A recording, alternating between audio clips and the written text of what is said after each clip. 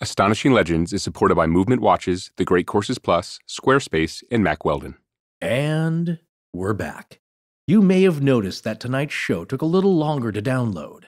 That's because, since it's our Halloween special, we decided to post it in stereo rather than mono, for the sake of Ryan's wonderful sound design. We generally don't post Astonishing Legends in stereo because it doubles file size, taking longer to download, and using up more space on your already overburdened podcast playback device. But what posting in mono does to Ryan's sound design is a straight-up crime.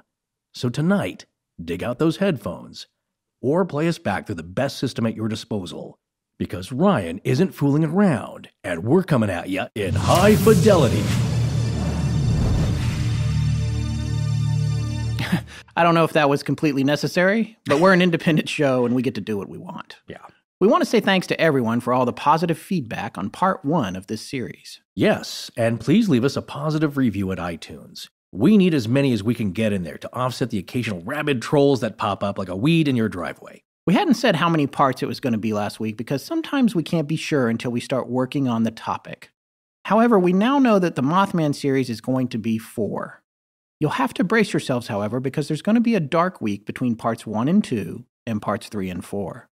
Part 4 will be a discussion of our theories on the legend, scientific and supernatural alike. The dark week is there so I can manage Halloween with my son and also properly install and subsequently take down all of the animatronics and fog machines that grace my front porch this time of year. That's going to be fun. But you know what isn't fun? Being chased by the Mothman. Happy Halloween.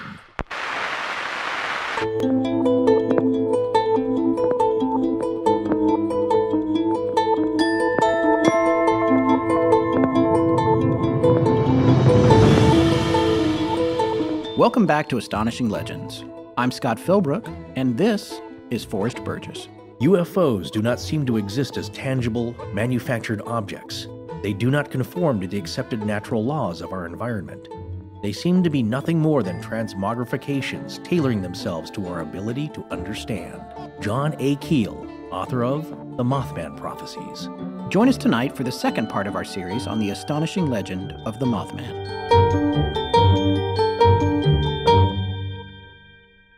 All right, before we ramp back up into this thing, a quick thanks to everyone sending in pronunciation information on the local towns in this story. Like Point Pleasante. No, I'm just kidding. It's Point Pleasant. Really? But seriously, we have gotten a lot of advice, and I want all the listeners who have written us and tweeted at us and sent us every kind of message you can imagine about that little town across the river. I want them to know that there are ongoing conflicts between how people think the town that is spelled Gallipolis Very good. should be pronounced. Yeah, I love words. I love etymology and entomology. Yeah. Bugs and words. Yes. But they differed slightly, which I found fascinating. These are people who live in the area. I don't know for how many generations, because I believe that also makes a difference. Yes, I think it does. And for me, being from the South, I know about and this is with all due respect, I lived in North Carolina, but I am going to say the bastardization of words. It's like you say, I'm not from the Deep South, but Cajun is born of Arcadian. Right. And in North Carolina, sometimes syllables get dropped. I can't speak for West Virginia, but I'm going to say that probably happens there too. But you know what? Emily, my wife, had this idea. She was like, just find a local newscast. And I was like, I think I should do this. So today I did look one up, which did jibe with a lot of the recommendations we got for the town of Gallipolis. Well, we also saw Gallipolis and Gallipolis. Right. Or well, that's what I was saying. Gallipolis. That's what I should have said. Gallipolis. Excuse me. Yeah. Gallipolis, Ohio. And then across the river is Gallipolis Ferry. I haven't looked that one up. I wouldn't be surprised if it was different. Yeah. Because you know what it should be? Gallipolis.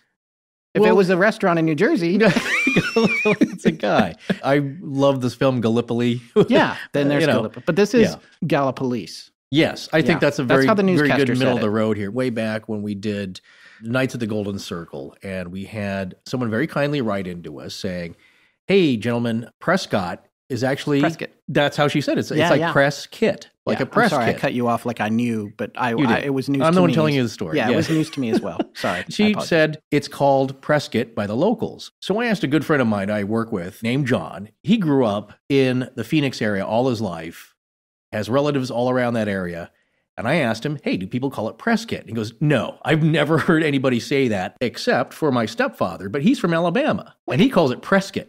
Well, and and in the South, we have biscuits, not biscottes. Exactly. But it's spelled different. Exactly. So my point is that I'm sure there's a lot of people that do call it Prescott. I've heard it on news reports from the area. Basically, I've heard it called Prescott by local people, but I've also heard maybe about even who call it Prescott. So you know what? Go with the one you like. Yeah.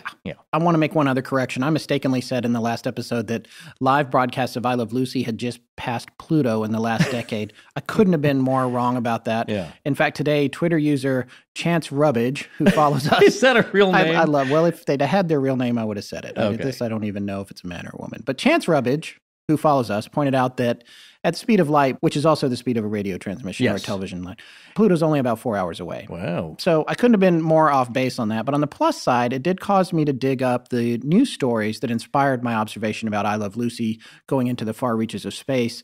I found two. One was an NPR story that Robert Krulwich did. Yeah. Before Radiolab, I'm pretty sure. I don't know when Radiolab's first episode was. He's been the science reporter, for a long time. This is an older story. And then there's another story. But anyway, we've got both links about the propagation of live television and radio into deep space. Those links are in the show notes, so you guys should check them out. It's fascinating articles.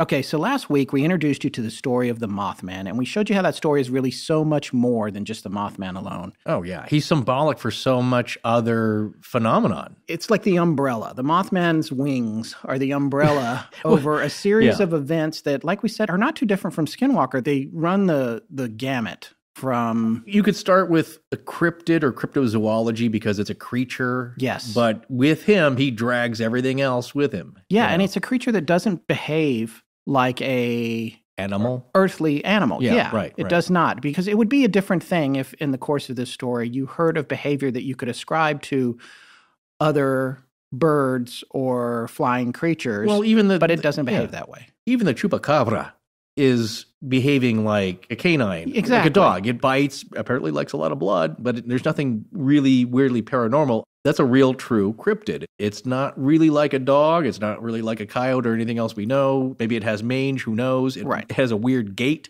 We don't see it smoking cigarettes or wearing Banana Republic clothes. Well, yes, and in some cases the stories of the big feets. They resemble primate behavior. So you tend to think, it's a more earthly creature. However, we have talked many times in the past couple of months about Bigfoot and Sasquatch being capable of something more than earthly travel. Yes, indeed. Anyway, we digress already. We're barely getting started here. Okay. We also covered the story of Indrid Cold when he encountered Woody Derenberger. Right. We talked about Woody Derenberger's first meeting with Indrid Cold, who was a frighteningly calm, otherworldly humanoid that kind of defied description. And since then, we actually have been graced with another piece of original artwork by illustrator Chad Lewis, who we're very lucky to be partnered up with, for lack of a better word. He's been doing some amazing work for the show, and we really appreciate it. It's less scary, but it's creepy. I just love him because just the expression on his face, he nailed, I think. Yeah. I told him to verge on the impossible smile. Yes. But he contained it. So it's just like, hi, I'm very glad to meet you, but maybe a little too glad. Yes. It's like something odd about it. Talking to you with my mind. Yeah. We also told you the story about Newell Partridge, otherwise known as Merle to his friends, and his poor dog Bandit, whom the Mothman absconded with. Oh, possibly. Well, I mean, Bandit went out there and he wasn't there anymore. Never seen again. Yeah. Marie pointed out, who was a big fan of Snowball, the dog in the Delphus ring case. Oh, you guys were banging on him earlier. And then she said, I got to thinking after these disappearances of Bandit and the three blue healers on Skinwalker Ranch that maybe Snowball knew what was up. Yeah. He was better at self-preservation. He can control himself. That's one squirrel I don't want to hunt. Snowball might have been smarter than the other dogs. With all due respect to poor Bandit and the Blue Healers at Skinwalker. Yeah, I think there was a little bit of evidence left behind. Yes. We'll not describe Terry Sherman. No, but Terry Sherman, that's where he came to that conclusion. They're gone. Mm-hmm. Now, with Merle's, big muscular German Shepherd, it disappeared. But again, another interesting aspect was the large dog by the side of the road, seen by Linda Scarberry, her boyfriend, and the other couple. Yeah. And when they came back with the sheriff, it was gone. It was dead, too, though. Yeah, when they drove by, it was seemingly when you dead. said by the side of the road, I'm just No, he wasn't walking around. He wasn't like sitting there waiting for a ride. Maybe it was his prey that had been dropped. You don't know. And then it vanished. And it took them from the time they filed the police report and headed back out to the TNT area with Deputy Halstead, the dog had disappeared. Right. The dead dog. Very which may have been abandoned. Anyway, that's the other story we relayed to you. It was about Roger and Linda Scarberry and Steve and Mary Millette, who have fled the TNT area at speeds of up to 100 miles per hour as they were being chased by the Mothman. Who was keeping up with them. Yes, they were flying in Roger's 57 Chevy. Now it's time to go deeper on this story, and tonight we're going to take a look at some of the other legends surrounding this creature and more of the events surrounding those 13 months in 1966 and 67 that led up to a horrible tragedy in Point Pleasant that is still felt by members of that community today. When you look at the totality of this story, it's easy to see how hysteria can creep into the consciousness of the local residents. And people might begin piling on, their minds playing tricks on them. And that's an easy out for people that don't want to believe that something so frightening might really exist. We'll talk more about the possibility of mass hysteria and other explanations, including supernatural ones, in Part 4. But for tonight, we wanted to paint a more thorough picture of all the other types of events that were occurring concurrently, including the additional Mothman sightings. Let's take a closer look at Point Pleasant and the Ohio River Valley during the 13 months that followed the first sightings in November 1966. According to John Keel, in his book, The Mothman Prophecies, early on November 17th, just 2 days after the creature chased the 4 kids out of the TNT area in their car, a music teacher was sound asleep in her bed when she heard her small dog barking and going crazy around 4:45 in the morning. This woman, Mrs. Roy Groves, seemed to recall that the moon was out and very bright that night as she looked out her kitchen window and saw a circular object across the road above the trees. It was as big as a house and brightly lit with red and green lights. She told Keel that she was about to wake her husband up when the craft zigzagged away and vanished. Later that same day, a 17-year-old boy reported that a huge bird suddenly dove at his car and followed him for nearly a mile on the road, almost directly in front of her house. The day after that, Paul Yoder and Benjamin Enochs, a couple of firemen, were out of the TNT area and said they saw a huge bird with giant red eyes. Keel quotes them as saying, "It was definitely a bird, but it was huge. The creature was turning up everywhere in the area." There were so many sightings like that. There were so many people that were seeing it, and they would say, oh, it was a bird, but it's huge. And even the people that said it was a bird had said they'd never seen anything that large in their lives. And other people said, no, this was a man with wings. Well, yeah. These people aren't rubes. And there's a certain amount, and that's something that you mentioned about the movie, and we know that some of you haven't seen the movie yet, and we advised you to wait until we finish the series, but they're not going to confuse a crane for something that they would describe as a Mothman, especially on a sighting in broad daylight. Right. They know what a crane looks like. I would reckon a city slicker might be confusing it because guess what? They're not out in nature as much as these folks are. They know their surroundings. They know their environment. They know animals. These people hunt and fish. When they say that they saw something that was not a bird, I tend to believe them much more than I would some highfalutin person in a big city who has never seen many animals except on TV. It's like the description Linda said. This thing had big, muscular, man-like legs, not skinny bird legs. Yeah. And as you said earlier with Merle, these eyes that far away, reflecting that much light and that big around, that's no beady bird eyes. The two birds that you hear the most, some sandhill crane. Right. Which can grow very, very large. But not that big. But their eyes aren't that big. No. They still have tiny little pea bird eyes. They do have red on their head. Yeah. But it's not reflective. No, and the red is not two red dots. No, it's just like a skull cap. Yeah. Yes, their crown area. So it's the forehead area of the bird, which is just red. It's not even really that iridescent. Right. But it's just one red spot. It's not emitting light. And it wasn't even reflecting light. So, and the other bird is the barred owl.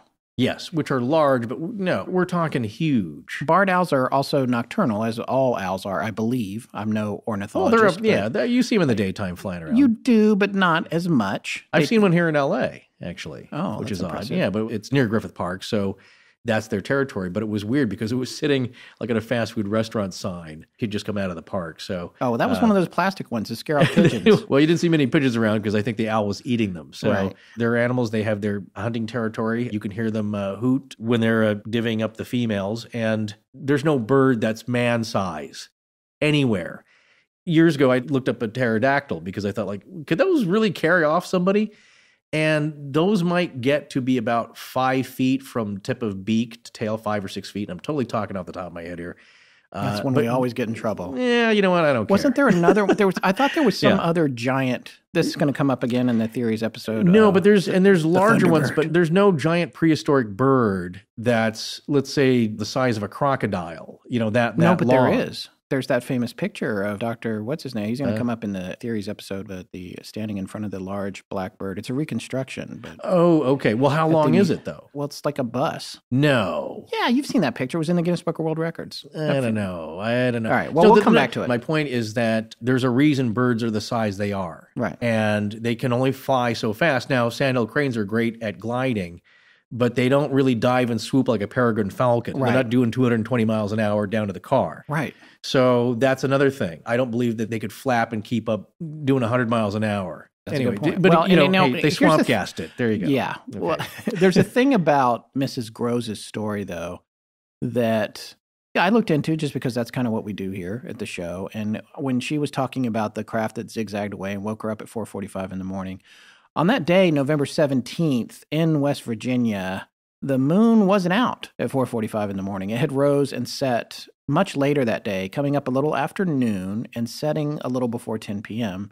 And on top of that, it was waxing crescent. Only 28% of it was visible, and it wasn't going to be full until 10 days later, at which point it would have risen at 5 p.m. and set at 8 a.m., which better matches the 4:45 a.m. story for her. So on the surface, your first reaction might be, well, she must be lying. Maybe she made the whole thing up. Or maybe there's other factors that could be at play here. She obviously could have been dreaming. Maybe it was a dream. She also could have been mistaken about the date. I don't know when Keel talked to her. He doesn't mention that in his book, but maybe she misremembered the date. Or maybe what she thought was the moon was something else. Possibly. The question is, were her senses being manipulated? That seems to happen again and again with these stories. The events appear in a form that you can understand. But I'm completely conjecturing, and some people get crazy when we do that. I don't necessarily think, oh, she made the whole thing up. I do think it's possible that it was a dream. Well, how important is the moon? It didn't turn into something else in her story. No, it didn't, but she said she specifically remembered that it was out and very bright. Right. So, well, at least according to the Naval Observatory, it was not out at 4:45 a.m. on that day. Yeah. So, was it a different day? I don't know. Who knows? Okay. I've often wondered. Unlike the Delphus ring story, where people say, like, well, Ronnie saw the moon. Come on. And he's like, well, no, I know what the moon looks like. Yes. It's far away and in another direction. And also, we checked then on the moon in that particular story, and we were able to find that it was out, but it was not at the right point in the sky. And, but it's people telling him what he saw. Yeah. Yeah. It is interesting, though, that on the very same day, the 17-year-old reported being chased by a large bird in his car on Route 7, which is pretty much right in front of Mrs. Grose's house. I mean, there's no way that boy could have known about her sighting. In fact, she didn't even tell her own family about it until a few weeks later. Was that boy's name Tom Urey? His name isn't mentioned in the book. Okay. No. Only because I saw an interview with a guy. He may have been older. I believe, I don't know if he was a shoe salesman then, but he was driving, and he describes that. And the only thing that just stuck out is that, and we'll have a link to this documentary, which I believe we had mentioned it in the first part. It's pretty well done. That's because I think it was done in conjunction to promote the movie. It has a few factual errors. Well, there's a few things which are not fully explained, which lead to errors and kind of an error by omission. So they interviewed this guy, and he was a witness, and he doesn't look all that old now. So he's probably in his late 50s, maybe early 60s, but they showed him a picture of a sandhill crane. He's like, no. Yeah. This is all due respect to the professor of wildlife at University of West Virginia. Yeah, the guy who's the sandhill crane. He said, no. Guy. Wrong color, skinny legs. This is not it. Yeah. Yeah. But his name was Tom Urey, and he's could be him camera. because Keel doesn't mention the name in his book. Right. So you'd have to look at his notes or find something else he published about that particular incident to connect them. But it could be the same guy. Yeah. Man, some of these Indrid Cold type stories are so strange. I mean, think about it. They can manage to get to our dimension in a flying tin can, but once they step out, they don't even know what time it is. I know, and if he'd had about $100 on him, he could get a really cool-looking watch from Movement to go with the rest of his outfit. Yeah, Indrid's got a pretty sharp look to him. The shimmering metallic overcoat, the metallic-looking pants and shirt. You know, if I saw him wearing a Movement watch, I would just think that that's what they're wearing in a much hipper and fashion-forward dimension than ours. Well, that's the point with movement. You don't have to go through a wormhole flying a lantern to look like a being from an advanced civilization. You can get a stylish quality timepiece at an affordable price because movement watches start at just $95. They have a wide selection for men and women, and when you want to switch up your look, you can get interchangeable straps to go with whatever you're wearing. But at that price, you really can't afford to get a couple of watches, like some for work and some for when you're really dressed to the nines. They also have chic sunglasses for when you want to go for that Men in Black, new hotness look. I love the idea behind Movement as a company. Two broke college guys wanted to wear classy, stylish watches, but they couldn't afford what was available to them in stores, so they started their own company. They figured they could sell directly to people on the internet and cut out the middleman's retail markup, which means you get all the high-end design and craftsmanship at the best possible price. They've now sold over 500,000 watches in 160 countries. No matter where or when you are in the multiverse, you can look like $1 million, starting at just $95. And with free shipping and free returns, it couldn't be easier to step up your watch game and start looking like a sophisticated adult human who knows what time it is. Get 15% off today by going to movementwatches.com/legends. That's MVMTwatches.com/legends. Join the movement. Let's get back to the show. Later that same November, Keel reported that 5 teenagers were out for a drive when they saw a man-sized bird-like creature by a rock quarry. It saw them and turned and ran into the woods. He quotes them as saying no one believed them because they were kids, but they were genuinely scared. In another sighting, an elderly businessman in Point Pleasant became concerned when he heard his dog going crazy outside. Here we go with the dogs again.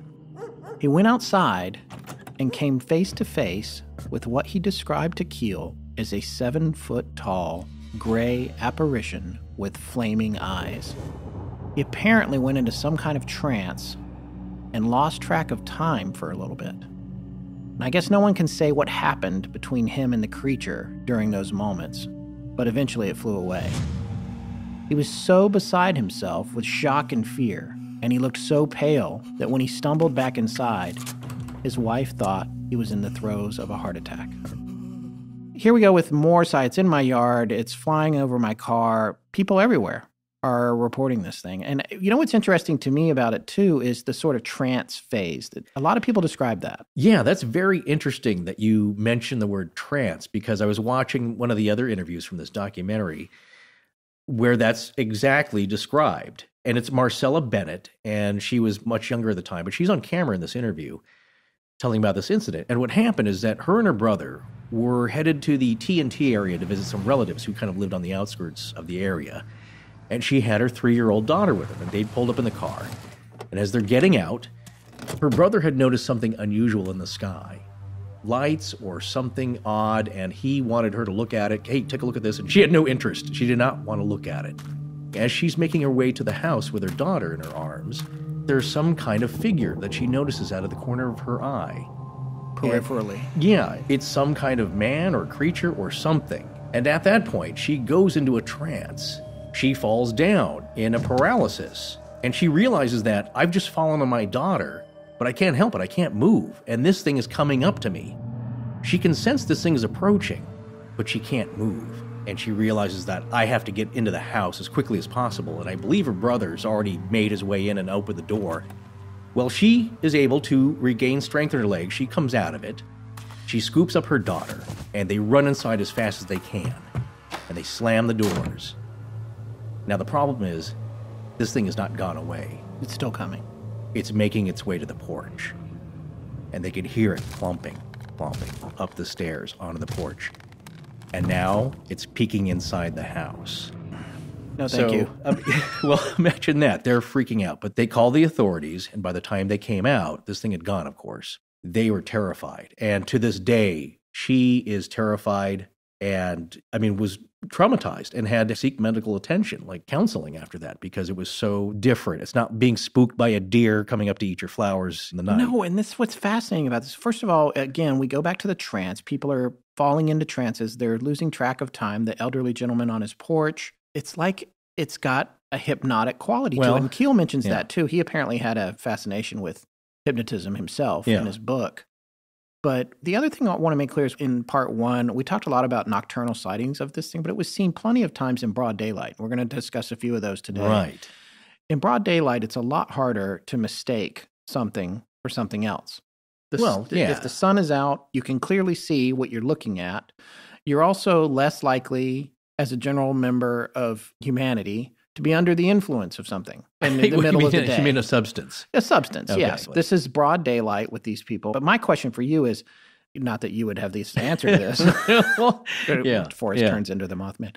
This thing wants to be seen. It has no fear of being seen. In fact, it's like it's trying to make contact. Yeah, in some cases it does. In some others, it's kind of just doing its thing, sitting in the tree, swooping down, flying around, and maybe it buzzes somebody. That was the case of the 5 grave diggers in Clendenin.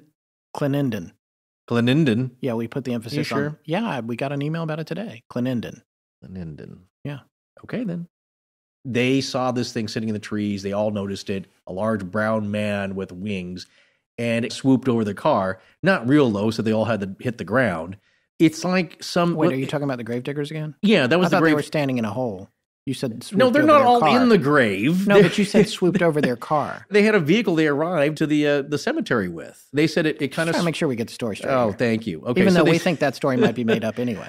I'm not sure it's made up. It's uncorroborated. Except for by the West Virginia Chamber of Commerce. It's ahead of it by a day or so. Just in time to be the first sighting. We've already talked about this. Yeah, there's no festival that they're trying to beat them out. Yeah. This thing flies over, and it's not attacking them. It's not doing a trickstery move, but it doesn't really care that it's being seen. Yeah. Much like a lot of people say with UFOs. They claim there's cloaking devices and some kind of zip away, but in a lot of cases, it seems like they don't care that there's a busy highway or that people are noticing them. They're just out kind of doing their thing. Yeah. Same with this. But in this case, though, I would say the stories much more lean towards this thing. If it is, as people have described, it's looking for some kind of interaction, but it's not doing it very well. Right. And the other thought is that in a method that's similar to Indrid Cold, these encounters do seem to have a psychological, almost telepathic component to them. Yes, an emotional telepathy of sorts, too. Yeah, exactly. Let's talk a little bit about Connie Carpenter. She had one of the most intense sightings because technically it's a trace evidence case, which is, as we all know, anyone who's listened to several episodes of our show, is my favorite kind of UFO case is when it leaves something behind. A close encounter of the second kind, right? There's trace evidence. Yes, by the Hynek. And I don't know if this qualifies as trace evidence because it's actually a physical ailment, but I think it does. Connie was Mary Hyer's niece. To remind everyone who Mary Hyer was, she was the journalist in Point Pleasant that wrote for The Messenger, which I think was based in a different town, the Athens Messenger. Yeah. But she had an office in Point Pleasant where she worked. And Athens, Ohio. Athens, Ohio. Yes, absolutely. I'm sorry, I didn't mean to say West Virginia. I knew that Athens was in Ohio. I knew that. or is it Athens? Stop. But anyway, John Keel and Mary Hyer became pretty good friends and investigated together during the 13-month period that we're covering in this series. So Connie was Mary Hyer's niece, and on Sunday, November 27th, 1966, Connie was on her way home from church. So this is broad daylight. It was actually about 10:30 in the morning on a Sunday. Not a nighttime sighting, as we're pointing out again. She was driving past what is now known as the Riverside Golf Club in Mason, West Virginia, just 25 minutes north of Point Pleasant along the Ohio River. To give you an idea of the area, this is only 10 miles north of the TNT area where the Mothman was thought to have possibly lived. The TNT area, which we mentioned before in part 1, which was a former military munitions base and storage area for explosive ordnance, and they were manufacturing and storing it there. Yes. And that accounts for the concrete igloos that were there. So there's a lot of really toxic chemicals that have leached into the ground and therefore into the surrounding ponds. So again, it's a Superfund site, which means it's going to require a lot of cleanup. Yes, and it's also part of the McClintock Wildlife Management Area, which, Superfund sites and wildlife areas always seem to go It's going to be, some area. But the TNT area is nearly exactly halfway between Point Pleasant and Mason, where the golf club is and was that Connie was driving by. So she's driving past this place in broad daylight when she saw a huge gray figure. She couldn't help but slow down and try to figure out what it was. It was over 7 feet tall, and it had gigantic, glowing red eyes. This is in the daytime. So now we've got glowing red eyes in the daytime, which rules out nocturnal eye shine, which we've all seen, and which some people have every time they're photographed. And Right. We always say this in a description, and it's almost like cliche. It's like everything's got red glowing eyes. But a lot of that you can say, yeah, it's just how you're looking at it in the nighttime. I saw something in the mirror at night in the bathroom and it had red glowing eyes. Well, maybe that, whatever it is. It's weird that it's there in the first place, but you could say maybe there's some light shining off of it. But more and more, it seems like these eyes are emitting a red light. Or orange glowing light. What is that about? What is it about their place that they're coming from that's the normal thing? Yeah. So Connie starts slowing her car down because she's trying to figure out what this thing is. She said the eyes were focused on her, and it was staring at her, and she felt a hypnotic effect putting her into some kind of trance. She nearly wrecked her car, but somehow, almost unconsciously, continued to slow down. Then it happened. A huge pair of wings unfolded from this creature's back, spreading out at least 10 feet. They were wider than the creature was tall. For Connie, there was no question it was humanoid, and not just a bird. Then, it defied the laws of physics as it slowly lifted up off the ground without making any kind of sound, and pointedly without even flapping those giant wings. And to her terror, it made a beeline for her car, staring intently at her the entire time. Connie floored it to get away. She was the first of over 100 people that would have encounters during the winter between 1966 to 1967. So I have a question. This kind of backs up then a part of her story about what I was saying previously. I knew of this story, I knew of Connie's story, and I have a couple of other things to add to it about her experience. But you're saying, though, here, that it defied the laws of physics and slowly lifted up off the ground without making any kind of sound and pointedly, without even flapping its giant wings. Yes, and that's not the only time that's been described. Okay, so here we go. What I've been saying is that this thing looks too big and heavy to fly. Right. Within the laws of aerodynamics as we know it. There's no lift on the wings like a bird. You can't just shoot straight up in the air. Unless you're a rocket. Unless you're Batman, yeah. Yeah, or Batman or Superman, exactly. Right. It unfolds its wings and just kind of floats up into the air, right? Shoots straight up.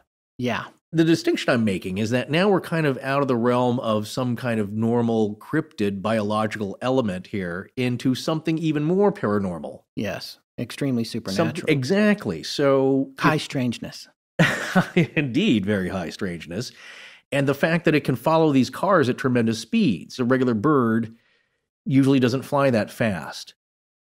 Now, I haven't even gotten to the trace evidence part of this case. First of all, Keel had said that the minute he met Connie, he knew her story was real. And there's a couple of reasons for that. One was that he describes her as a very shy, reserved 18-year-old. And as we said, his friend Mary Hyer's niece. She wasn't seeking any kind of notoriety. And pointedly, one of the most interesting things about her was that her eyes were swollen and red. Both of them. She had conjunctivitis, otherwise known as pink eye, and it lasted for 2 weeks after that encounter. Here's the thing about conjunctivitis. Keel reports that there's a version of it called Klieg conjunctivitis. I looked this up. It's also called actinic, if I'm saying that right, conjunctivitis. And it's brought about by exposure to actinic rays, which are green, blue, violet, or ultraviolet rays. So you're saying that light itself can bring this condition on? Exactly. Wikipedia states that, quote, most often the condition is caused by prolonged exposure to Klieg lights, therapeutic lamps, or acetylene torches. Other names for the condition include Klieg conjunctivitis, eye burn, arc flash, welder's conjunctivitis, flash keratoconjunctivitis, actinic ray ophthalmia, X-ray ophthalmia, and ultraviolet ray ophthalmia. Well, there we go. We're starting to make more sense. Now, Wikipedia goes on to point out that this particular form of conjunctivitis is prevalent among the children in the highlands of Ecuador. This supports the hypothesis that prolonged exposure to the sun at altitude in the less dense atmosphere is the main cause of the disease in that area. So the next question is, what is emanating from the Mothman, from those red eyes, that's causing Connie and others to contract conjunctivitis? And what about the people that are encountering the UFOs as well? And why doesn't Lois Lane get it when Superman uses his X-ray vision?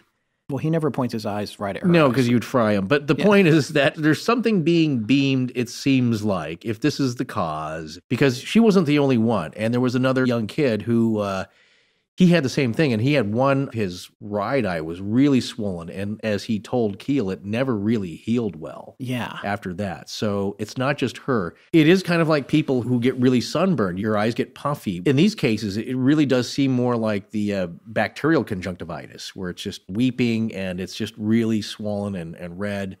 So what are they seeing that is beaming towards them that is not usually of this realm? Here's the other thing, and this is a part of the reason that I think Spielberg probably drew a lot from this book for Close Encounters of the Third Kind. A lot of people had started to figure out that they could come to this area and go to certain places at certain times and they'd have a good chance of seeing UFOs. That's how much activity was happening. And in fact, Keel talks about there was one particular point where he had gone to a known site that he and Mary would sometimes go to, and there were a couple of teenagers there, and they had built a bonfire. And he had to go up to them and be like, "You're going to scare them away. You need to put that out if you want to see anything." Were they there to try and see something? Yeah, they were there to try and see something, but they obviously didn't know the protocol. So, well, no, not as well as he, but it's mostly within these 13 months. Yes, during this period, since the first Mothman sightings and running up to the final point, which we're going to get to at the end of this part. Right. That's also what was winding up everybody in this town, that when John Keel arrived, he said you could sense it. There was a palpable feeling of nervousness and angst, and that's actually conveyed very well in the adaptation in the movie. Yeah. There was a feeling, everybody knew that something was up, but nobody could figure out what exactly it was. And to a certain extent, it could fairly be described as an ominous feeling. Right. And for those of you who will just write it off as general mass hysteria, one, I don't think it really fits the definition of that. More so, yes, on the sociological scale, not so much on the medical, because there's different symptoms. But it's not as though there was a whole feeling of panic around a very specific thing coming into town. People just didn't know what was up because they're hearing these stories from a lot of people, as it's been implied, who were really decent folks. Yeah. Not hoaxsters, not shucksters or hucksters. These are people that are known in the town. It's a very small town. Everybody knows each other. And as the sheriff said, these 4 kids were good kids. They've never been in trouble. They were so visibly shaken. In fact, Linda Scarberry had to have the doctor called because when she got home, she collapsed on the floor and was in just a really bad state. The doctor had to come and give her sedatives. Yeah. She was that bad. And that's not a hoax situation. Could it still be misidentification? Yeah. Could they have had a close encounter with an earthly creature that they just didn't recognize? Yes, but whatever happened, she clearly had PTSD from a really frightening experience. Oh, sure. And a lot of people did, right, including Connie. Connie's husband, Keith Aker, if this is the same Connie Joe, who I think is being talked about. I'm pretty sure here. it is. There's 2 Connies in Keel's book, but one is this Connie, and the other one we're going to talk about a little bit later, who her and her husband and entire family were visited by a strange man. So Connie's husband, Keith Aker, that's her married name now, is on camera, and he's wanted to set the record straight because she is still so freaked out all these many years later that she will not go on camera and talk about it. And he describes that night. They were dating at the time. It's 50 years. It's been 50 years. Yeah. Still affects her that much. Sorry, it took me so long. I was counting on my fingers while you were talking. Oh, that's why you, right. So he describes going over to her house. Now, they're dating at the time, and so he knocks on the door. Mother answers the phone and says, well, she's in bed, and she does not want to come out of her room. So he goes to visit her, and it took a long time to get this out of her, for her to even describe what happened. She was that shaken up. So people see weird things. I don't know, like, do people feel this after seeing the Chupacabra or even a Bigfoot sighting? I mean, there's people who claim to have seen Bigfoot, and it's kind of exciting and sometimes upsetting, and sometimes they're freaking out. I've certainly heard stories where people were in their cabin, the dog's freaking out, they can hear the knocking and the vocalizations, the weird ones, and they're frightened, but not like this. Yeah. This is different. Well, there are multiple cases, too, of people who said after the encounter in their cars, for example, they had to pull over to the side of the road and they threw up. does that then go along with some kind of radiation of sorts? That's a really good question. Now that you mention, I hadn't thought about that. That's a very good question. Because again, if this thing's kind of burning your eyes in a way where you get the conjunctivitis, the form of it, and you have all these other symptoms like people getting sick, being sick afterwards for days. All right, so getting back to the group sightings, Keel had figured out, and Mary Hire both. I just want to call her Mary. I feel like I know her at this point. That's fine. God rest both their souls. But Keel and Mary had figured out. Keel should be Keel, I think. Well, I guess to say John and Mary. There you go. I'm going to call him Keel. Okay. Keel and Mary.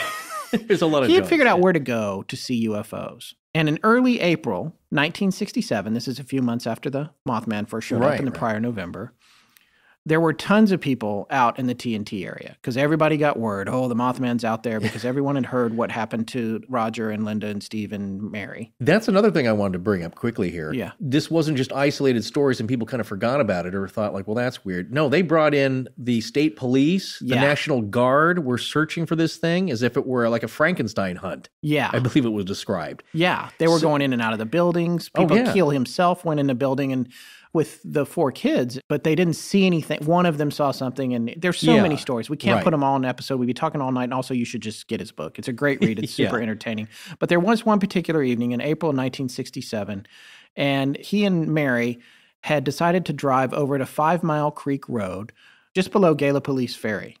Sounds weird. Or is it Gallipolis? No, it's not Gala. No, it's Gala. The Gallipolis are people that come when your party's too big. Is it? No.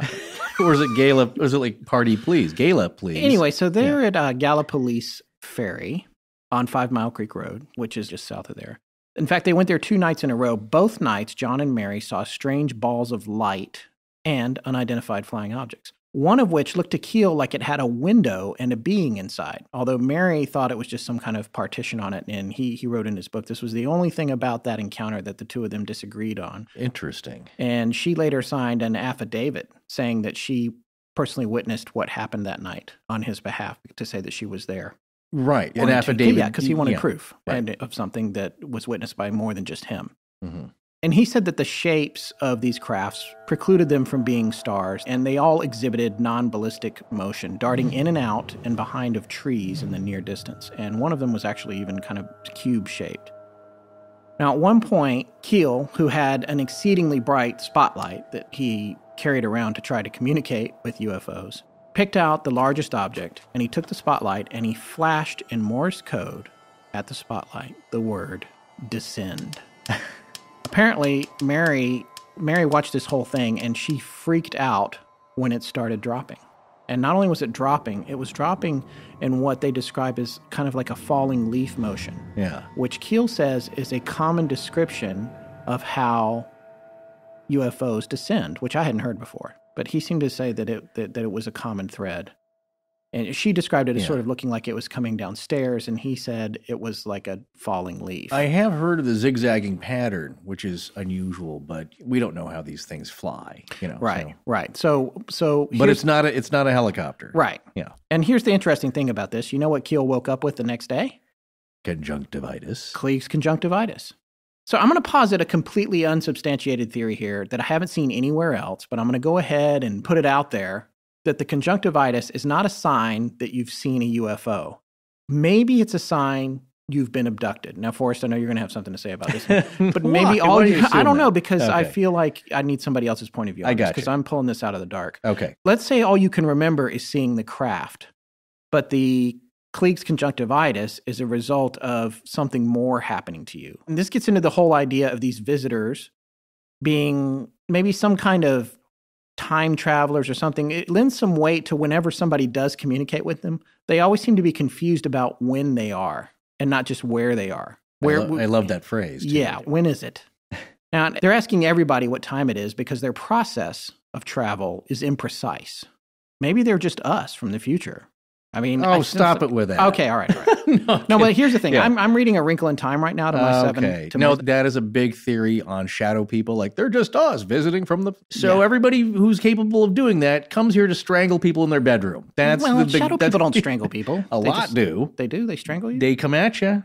They love your fear. They love your fear. Yeah. Keel mentions this, or maybe it's... you know what? Actually, it's Brad Steiger who mentions this. He's a contemporary of John Keel's and a longtime good friend, and just a voluminous writer, just very prolific and a huge name in the field. But he was asked this, is it scaring people? And he said, it's really maybe more about control, that they're able to control you and that there's some kind of thrill there or some kind of energy that they get from that in controlling.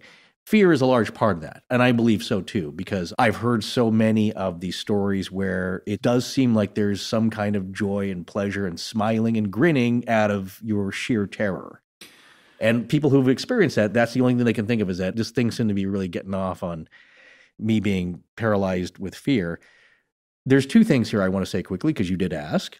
One, at the end of Close Encounters, not to give anything away, but what are the people who are going on this adventure, what are they given? Sunglasses, because they're going aboard the ship, which is very bright. You think they could just dim the lights a little for the humans, but no. So they give them sunglasses, which right near Richard Dreyfuss refuses, because you got to see his eyes. He's the star. That's why that... Right. Does he say, I can't work like this? No. Did that happen in the first episode? Somebody did mention that. Two, I'm going to tease a little something here, which pieces are also fitting together in our own heads as we compile information. And we're certainly not as far ahead as some of the legends in this field are. But as we're evolving, we're putting together this story of maybe bits of evidence. And so one is a story that a friend of mine tells about missing time, that he and this friend of his were going to a destination. Ultimately, the result was that they both lost about an hour and a half to maybe 2 hours of time. Unknowingly. They showed up to an appointment both late, and they were like, what? No, we left like an hour early because we really wanted to be on time for this. Like, no, the person you were here to meet has been gone for 45 minutes. So that's kind of the basics. They started to piece together what happened along the way. We were just driving, both of us, and we didn't notice anything. So they're recounting things that they saw. Now, this may not be part of this story. There was actually 2 incidents that happened to these people, which again goes back to certain things happening to certain people over and over again, the same people. But not all throughout your life, not like every other week, because that would just drive you insane, but a few times, which is a lot more than the rest of us. So one interesting thing that this person said, this friend of mine, said that he noticed something very strange on the side of the road, that a VW bus, microbus, the hippie surfer bus, flipped over and was on fire. I don't think at the time he said anything to his friend that was sitting next to him, but he's like, geez, I hope they're okay. I mean, it seems to be being taken care of. It looks like just a regular car accident, except this thing's on fire. Kept driving. They recounted the story later, and the person that he was driving with did not see that at all. Not that it didn't happen or that he wasn't sure that he saw it. His conclusion, though, and if you look into like communion and things like that, sometimes these things, they're almost like tricks and diversions being planted into our head, things that we see or don't see, or how they're seen. Mm-hmm. It's a diversion from what actually happened. And you'll hear that a lot about abductees. It's like putting a dissolve on an edit. Yeah. You're trying to hide the edit. I'm saying this because I used to be an editor. Yeah. Well, as we used to say, if you can't solve it, dissolve it. If you can't solve it, dissolve it. That's what the aliens are doing. You've hit the nail on the head here. No. They snatch you away, and when they bring you back, they don't want you to feel a jump in your own time. Right. So they set a car on fire on the side of the road.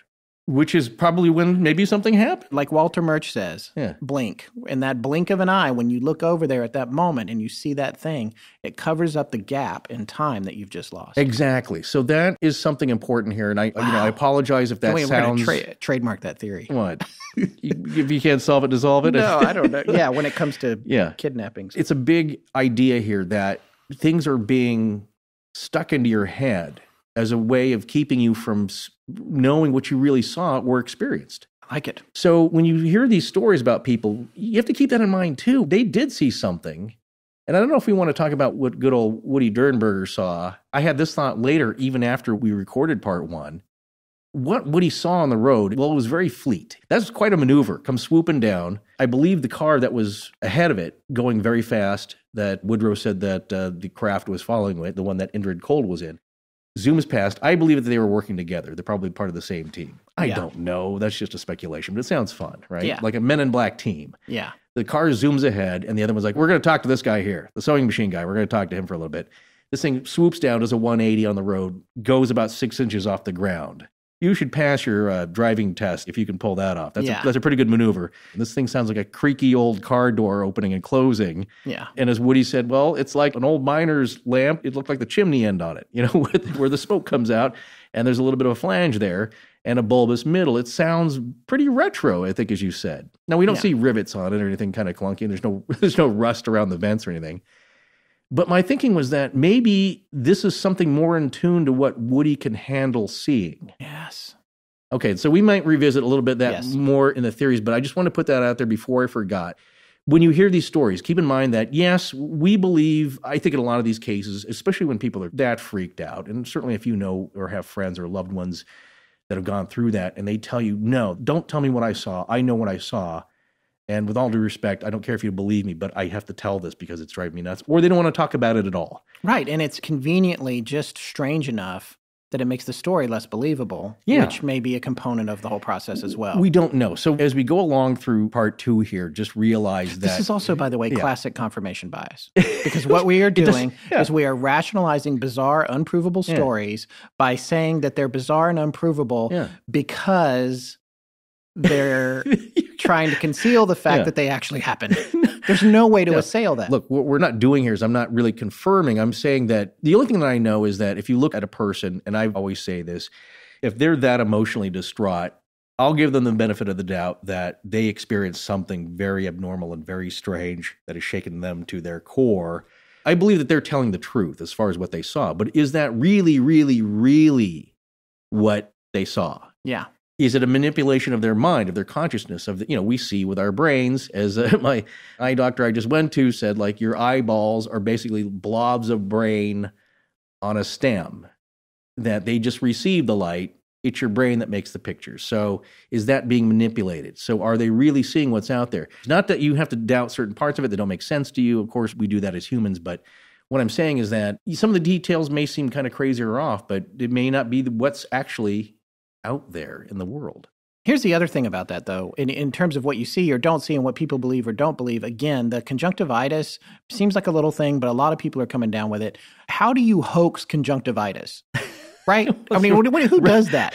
You rub a dirty sock in your eye? Yeah, exactly. Say I saw a UFO, then I'm going to go stare at the sun or rub a dirty sock in my eyeball for that added air of authenticity that conjunctivitis gives my story. Ooh, it's not fun to get. So, no, it's not. All right, we said this before, and Forrest just said it a minute ago, but it's totally true. The more you explore this kind of stuff, the more you start to see patterns. What the patterns mean, it's hard to say. Are they a condition of the human beings who are relaying them, or are they indicative of the inner workings of all this phenomena? I really wanted to say phenomenological there. Phenomenological. Whatever that word is you made up, I love that word. To this point, John Keel began to recognize repeatable experiments that could be conducted when certain things started happening. And that was what led him to signal that one craft with descend in Morse code that we mentioned earlier. In January of 1968, after all this stuff happened in Point Pleasant, not too long after, a woman from California reached out to John Keel because she'd been having problems with her telephone. And we want to remind our audience that in 1968, telephone was a device that was plugged into a wall. You couldn't walk wherever you wanted or go in a car with it. And it was analog. It had a rotary dial. Yes, it did. Which made pulses. You ever watch MASH and you see radar cranking up the phone? Nobody watches MASH. On reruns? No, hey, I watched it a lot, but we're old as time, you and me. There's a lot of our audience that are around our same age. Yeah. It's a low voltage signal, 6 watts, going through a wire. That's how you get the sound to move, essentially.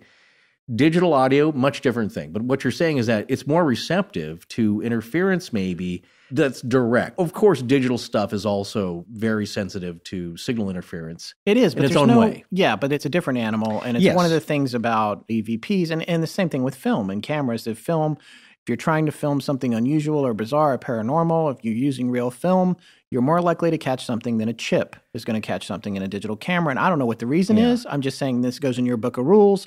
There's something about the way they interact with us is measured more easily in an analog format. It really depends. Now, you have spiritual rules. Yeah. And then you have physical rules that are just beyond our understanding. One interesting thing I always tell you, that I had learned about EVP or electronic voice phenomenon is basically trying to record ghosts. When you don't really hear anything on the tape or as you're recording, you go back and you play it and you crank the volume and you can hear maybe whispers. It's things that sound like sounds, like words, especially after you've asked a question out loud. So one interesting phenomenon, what I've heard is that if you're using analog equipment, like an old-fashioned tape recorder, just tape, reel-to-reel, something like that, that's being recorded magnetically, to get an EVP, you need to play some kind of bass sound. Early on, we've talked about this. It has to give it something to work with. Like white noise, right. It needs putty, the clay, to form these words out of something because it can't do it out of thin air. So you have like running water sound playing, or you have fan noise, or TV static snow, a la Poltergeist. Yeah. Jo Beth Williams. Yes. You have. She's following us now on Twitter. Oh, that's so nice. No, wait, that's not right. We're following her. Oh, that's right. She did tweet to us. Yeah, she acknowledged. Thank you very much. I don't know who you are. Please stop doing this, or you have to call the police. The point is that they need something to form the audio with onto analog tape. Now, what's interesting is that they say you don't need that if you're recording digitally. You don't need that white noise in the background.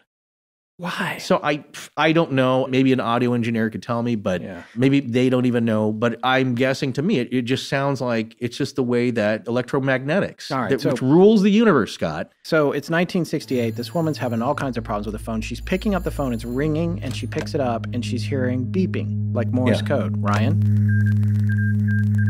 Great. So it's happening enough. It's driving her and her husband crazy. The lights are flickering on and off in the house. So Keel says to her, look, I think this is going to happen again, right? Here's what I want you guys to do. I want you to get a flashlight, a pretty bright flashlight if you can find one. And the next time this happens, I want you to go outside and take a look up in the sky. And she's like, okay, if that's what we need to do. Her husband apparently thought she was crazy. That happens a lot. One spouse or the other thinks the other one's crazy. But they love them and they just let them like, okay, if that's going to make you happy, go do it. Right. So she gets the flashlight. She calls John back the very next day. Ecstatic. She's like, it happened. You won't believe what happened. And he's like, what? And she goes, the lights started flickering. We were having some weird issues with the TV. And my husband and I both went outside. And sure enough, there was a bright orange sphere over the house. And she said, I slowly raised the flashlight up. I turned it on and back off 3 times, fast. And she goes, nothing happened. It just sat there. And we waited. And then it flew away. And I was like, oh, well, I guess that didn't work. And so they go back inside the house. Right. Her husband, though, at least had seen the orange sphere. Yeah, I would say that's a big deal with that story. So they come back inside the house. The door closes behind them. They've left the TV on from when they went outside. The thing's gone. And she's like, oh, well, I guess it didn't work. And then no sooner has the door closed, 3 incredibly loud beeps came out of the television. Wow. That matched the exact cadence of the 3 flashes she had done with the craft before it flew away. So they gave him a little goodbye message. I guess. Yeah. Her husband, apparently, according to what she told Keel, that he no longer thought she was crazy. Well, there you go. They got something out of it. Plus, he saw what was above the house. Yeah. And that's a big get. We come back to the trickster element of everything, by the way. It keeps coming up. And I can't help but think that people are seeing, like you said about Indrid's ship and what Woody saw, people are seeing what works for them because everything is so different. It's so present and it seems so real to them. Yeah. But it's different. And, it's like in Ghostbusters, choose a form, That's what's... Clear your minds! Yeah. Nobody think of anything. It's the only thing I could think of, the most gentle, sweet thing. It just popped in there. Exactly. There's a few great quotes, of course, from the Mothman prophecies, which we really haven't gotten into too much because it's entertainment. They did a pretty good job for compressing all the more cool and spooky, sinister elements of the film into a movie. Once you read the book, and also you listen to this series and you read the book, you can easily recognize the amalgamation of the characters and the names, and you start to see all the homages that the screenwriter, which I don't know how to pronounce his last name, it's Hatem. Hatem or Hatem? I think it's Hatem or Richard Hatem. Maybe. Yeah. But he did a really amazing job. I mean, he named Laura Linney's character after the Connie that we were just referring to. Yeah. And she was a police officer in the movie, but in the real story with Keel, she was a journalist. Yeah. But a lot of what happened was true. And we're going to come back to more of that stuff. Yeah, in various, right. In certain ways, it was the way it was presented. It had to be woven into a story because, again, we'll probably get some comments, probably on iTunes, that like, man, that was really hard to follow. I didn't know what was going on. Yeah. It just seemed like a bunch of anecdotes. Well, that's what it is. Yeah. We told you all the chronological things. There's definitely a start point and kind of an end point to this story. But in the middle, it's not like and that's what we're dealing with here, unfolding too. thing. Yeah, and it's really just a bunch of anecdotes. And you can go find a million shows, TV shows, I'm sure probably even other podcasts that are going to talk about the Mothman prophecies or the Mothman story in Point Pleasant, and they're going to tell you a fictionalized, structured, dramatic version of it. And what we're trying to do is find a way to tell you what actually happened and have it still be entertaining. Exactly. Yes, it's all these anecdotes because you know what? When they say based on a true story, you know what's really more interesting to me? It's always the true story. Yeah. We're a little more used to hearing all of these Hollywood stories and screenplays, and I don't care how many explosions or special effects you put into it. It's really the human element that to all the rest of us humans is the most important thing and the thing we pay attention to. But paging Michael Bay. That's exactly what I was thinking about. I don't care how much cramp is going on the screen. At some point, it's just noise. But there's a few interesting quotes, and one directly relating to what you said that I just read it again today. And I'd seen the movie, but it's been years ago. I got to see it again. One thing that stood out to me is it's when John Klein, who's the John Keel character, Richard Gere in the movie, he's on the phone supposedly with Indrid Cold, and he asks him, among other questions, "What do you look like?" And Indrid Cold's response was, "It depends on who's looking." Yeah. So that's pretty interesting to me because right, it falls into the whole. What does it say? That's probably a line that Richard Hatem, if I'm saying it right, wrote in there based on his impression of the book. But the thing is, it does follow a philosophy that Keel has, that Brad Steiger has, that George Knapp has, that all these guys, that Linda Godfrey has, just about there's something going on here that is beyond just, oh, hey, there's a thing that I can touch and hold and I can classify and explain. Yeah. It's more about control of our perception. And a reactionary perception. Yeah. And it's not always to freak us out, because if you believe the Woodrow Dernberger story, that I really don't want to freak you out. I want to ask you a couple of things. We're just here to be friendly. We'll talk to you again. Yeah. And that alone is going to freak you out. We understand that. But it's kind of a presentation in a manner that is the most appealing possibly to a guy who's never seen anything like this, will never see anything like this again in his life, who's not used to this. But anything, maybe if they showed you what their true nature is, you would just have a complete psychotic meltdown. Scott, do you remember the Tylenol murders of 1982 where 7 people were killed in Chicago with cyanide-laced medication? I do remember that. I mean, I was a wee lad then, but I remember it was a big deal. It was one of the main reasons we have all that tamper-proof packaging nowadays. Exactly. Not only that, but new laws were enacted making tampering a federal crime, and also that's when you started to see more security cameras in stores. Another weird side effect is that it sparked a rash of 270 copycat attacks within the first month after the last death was reported. The FDA was able to confirm that at least 36 of those attacks actually involved real tampering, which are basically a form of small-scale terrorism. It also led to reports of pins and needles found in Halloween candy, razor blades and nails found in hot dog packages, hoaxes, dogs and cats living together, mass hysteria. You've been watching the lecture series Forensic History, Crimes, Frauds, and Scandals at the Great Courses Plus, haven't you? I have. Pretty much each one of those lectures in that series deals with a topic we talk about on the show, and certainly hoaxes and mass hysteria come up quite a bit in our research, as you can imagine. They really do. And with over 500 courses and 6,000 lectures on the site, and new ones being added all the time, you're bound to find something you can learn about that's fascinating. Whether it's heroes and legends, or Neil deGrasse Tyson on the inexplicable universe, to learning how to raise kids who thrive, mastering Tai Chi, or even the meaning of life, yes, that's also a lecture series, the Great Courses Plus has something for everyone. And you can watch them whenever and wherever you are, because you can stream these videos on your tablet, laptop, or phone, or stream them on your TV at home. Why not make yourself a smarter and more interesting human being in your spare time? You don't have to take our word for it, because you can check out any of these courses yourself with a month-long, unlimited, free trial membership, just for our listeners. That's right. Start your month-long, unlimited, free trial membership now by signing up at thegreatcoursesplus.com/legends. Again, that's thegreatcoursesplus.com/legends. And now, back to Astonishing Legends with Scott Philbrook and Forrest Burtz. So just before we started this series, we added a new member to the Astonishing Research Corps, which we mentioned in part 1. His name's Michael Heineman.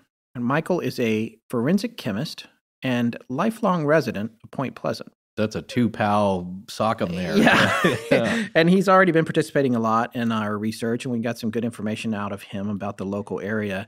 There was something very interesting that he told us, and I just wanted to share it with you. He has a friend that has a theory that a lot of the Mothman stuff was amped up by the government as a distraction. Now, this sounds very conspiratorial kind of idea, and he himself said he's not necessarily all the way on board with this theory, but there's aspects of this that people need to know because there's some local information here that you're only going to get on Astonishing Legends, folks. We always try to go a little bit deeper. We always want to bring you at least one or two facts that you haven't heard and the 50 million other times this has been covered. Sure. And that fact is that Point Pleasant is home to a facility that is part of the Defense Logistics Agency.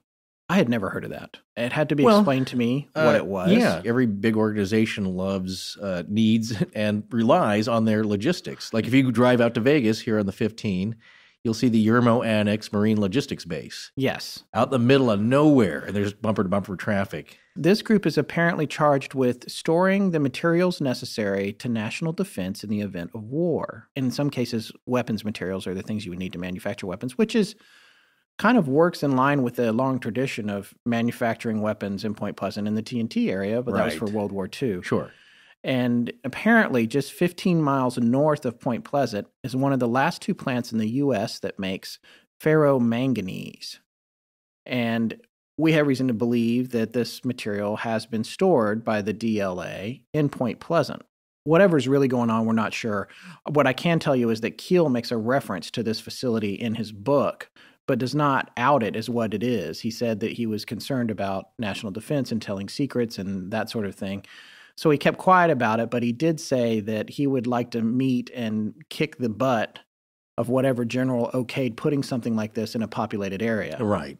We're discussing it here because that was a long time ago, and I don't think that at this time it's an integral part of anything that needs to be kept secret. This is... No, I'm sure it's been moved. Yeah, everybody knows what's going on. But what Michael's friend theorized was that it was possible that at this time, in the late 60s, they were moving enriched uranium in and out of there logistically. Right. And that was a facility because there's a train depot and trains were coming and going all the time. So the theory goes like this. Something happens, whether it's the Mothman or whatever in the area, and the government seizes on the opportunity to amp up the lore around it to distract from the idea that they're moving nuclear fuel in and out of this sleepy little town in West Virginia. Yeah.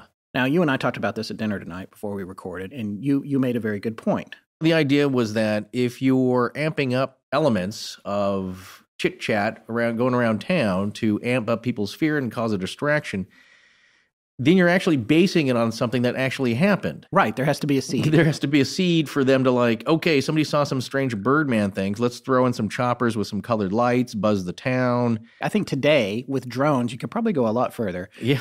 But it would be, back then, pretty hard to fake a flying humanoid with 10-foot wings capable of going 100 miles an hour. Yeah. You could fake UFOs. Not that hard. You could have a helicopter with a cable and something hanging down under it with lights. Yeah. You can fake Men in Black. You put people in weird makeup. You send them down there. That's the easiest. Yeah.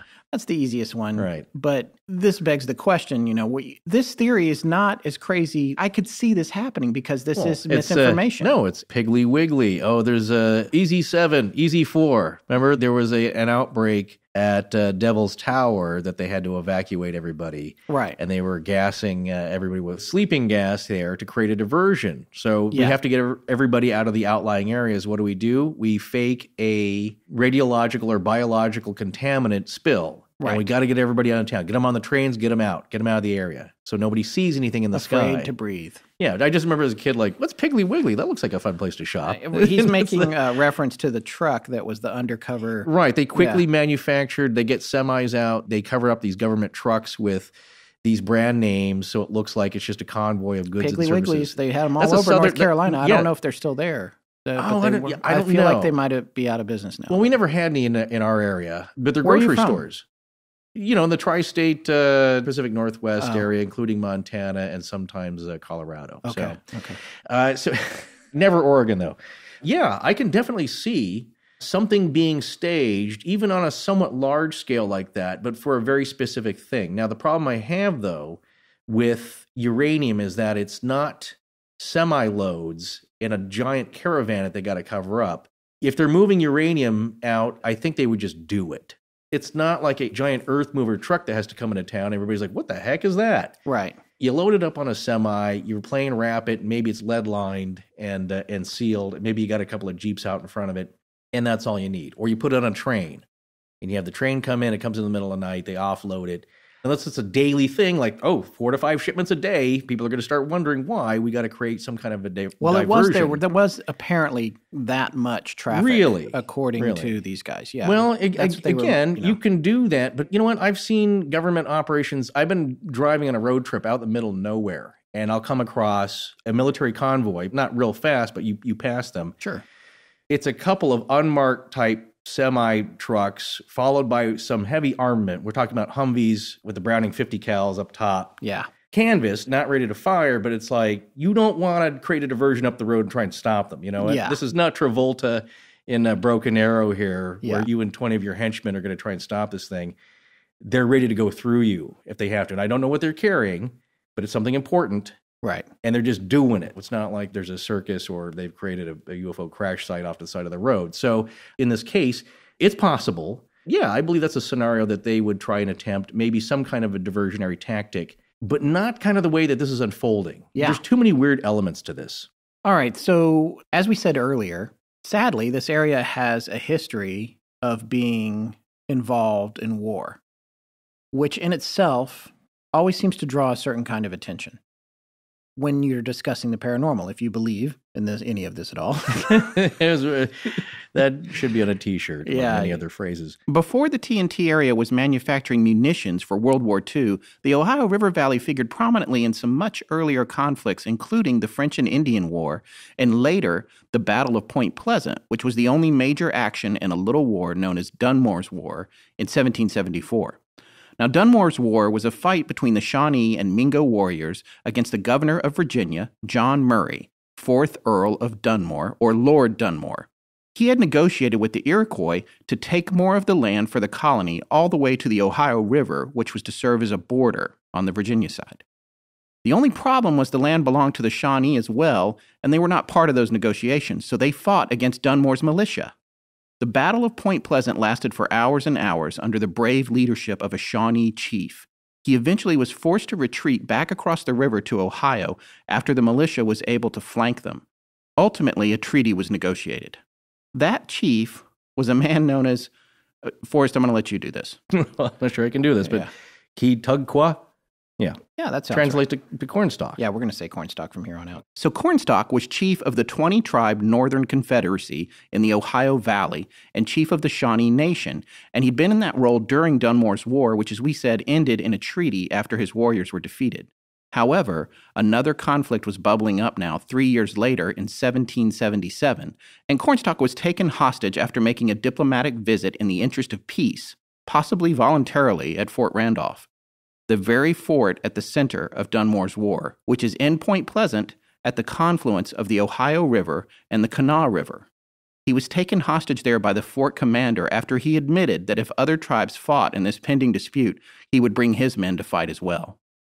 Apparently, this commander had decided to detain any Shawnee that fell into his hands, and ultimately he took Cornstalk's son, who had stopped by to visit his father, and 2 other Shawnee warriors hostage as well. Sadly, Cornstalk, his son, and the other 2 warriors were savagely murdered by the men at the fort after they got word that 2 soldiers who'd gone out to hunt and fish were ambushed by unknown Indians.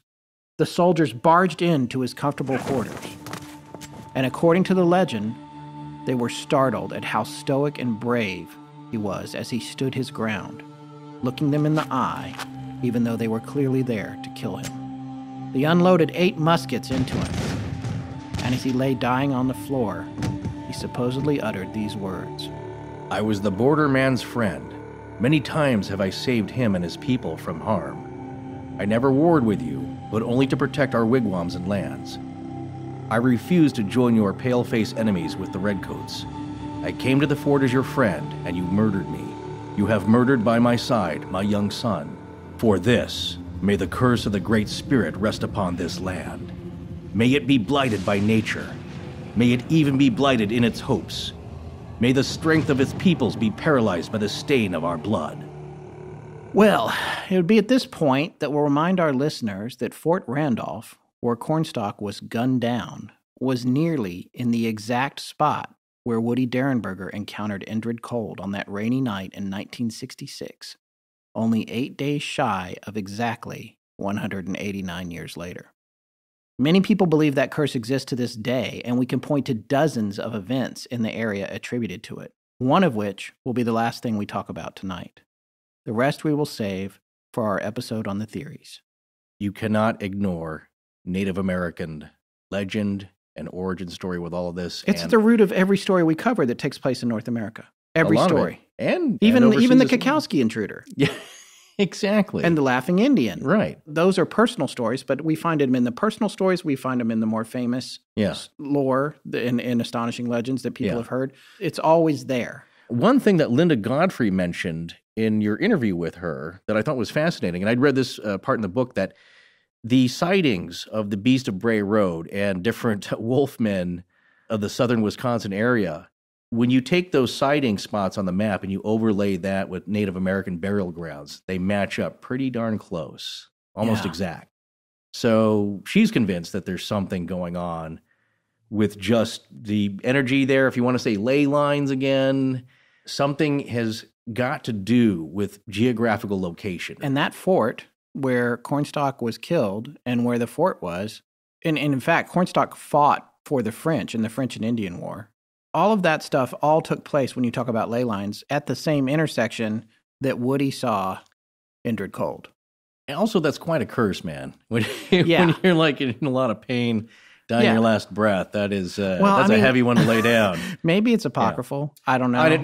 Maybe it's a great story. Again, yeah. It's, as we said, we'll talk about it in our episode on the theories, but a lot of stuff has gone bad. And we're talking about mining disasters, some of the most famous ones in North America. Yeah. And a lot of people have tried to connect it back to that. But it's time to move on to our next story. This is one of my personal favorites out of Keel's book and the area. Let's say a juicy one. Oh, you didn't have to do that. But it is Halloween. It's Halloween. This story has a few strange details. Keel points out in the Mothman prophecies that the Mothman seemed to have a predilection for appearing around women more than men. On top of that, he recorded an unusually high number of incidents of that being connected to women's menstrual cycles. There's no other way to say it. Yeah. There's something going on there, though. Yeah, it's fascinating. Well, enough that he started asking it to every woman that he interviewed.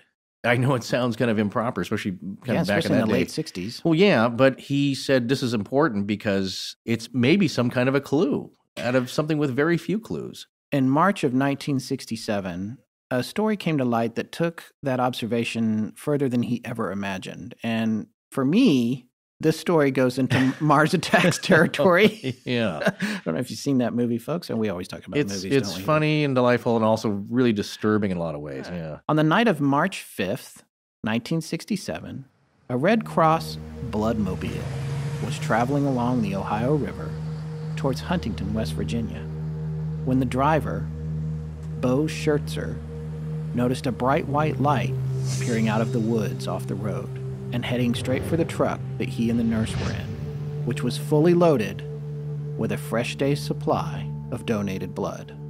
The nurse yelled, "My God, what is it?" Bo floored it. Now, we all know that a 1967 panel van, because I'm a car guy, and you don't have to be a car guy to know this. I'm not saying that to be condescending. A 1967 panel van is not going to have a lot of get up and go. It's got a large V8, but it's pushing a lot of weight and air. So it's going to take a while to get up and go. And this particular one's carrying a lot of blood. Yeah. Especially against a UFO. In my mind's eye, what I'm seeing here when I hear about this scene unfolding, it's kind of like the steamroller running over the security guard in Austin Powers. In slow motion? Yeah. I just don't think that I can hear the engine whining now. Yeah. It's probably only got 3 gears. But nevertheless, they're flying down the road as fast as they can go. Bo, who was driving, was just 21. And he's getting pretty scared. The nurse is scared to death. We don't have her name, I don't believe. He rolls down the window and leans out to see if this thing is still above them. And not only is it still there, it's having clearly no difficulty keeping up with the Bloodmobile. At this point, he notices a metal arm coming out from this craft and moving its way down towards the side of the Bloodmobile. The nurse, like Bo, was in a full-on panic. She screamed, "It's trying to get us!" Another metal arm appeared on the other side now. This is the Mars Attacks part. It's some kind of claw trying to wrap itself around the Bloodmobile. The claw knows all. Yeah. So it looked like it was going to be all over for them when some other cars appeared in front of them. The oncoming traffic must have startled the craft. It broke off its attack and vanished.